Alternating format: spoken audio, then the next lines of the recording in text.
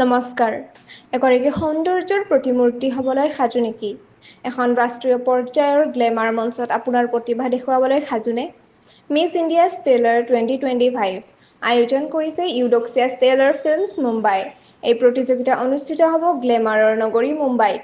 এয়া মাথো এটা প্ৰতিযোগিতা নহয়, এয়া হৈছে স্বপ্ন দেখুওৱাৰ, নিজকে চিনাকি দিয়াৰ আৰু সৌন্দৰ্যৰ সৈতে আত্মবিশ্বাসৰ এক উদাহৰণ গঢ়ি তোলাৰ সুযোগ। বিজয়ীৰ বাবে থাকিব এটা ডায়মণ্ড ক্ৰাউন আৰু লগতে 1 লাখ টকাৰ নগদ পুৰস্কাৰ। মিছ ইণ্ডিয়া ষ্টেলাৰ 2025 আপোনাৰ সৌন্দৰ্য, প্ৰতিভা আৰু স্বপ্নক বাস্তৱ ৰূপ দিয়াৰ এক সুযোগ।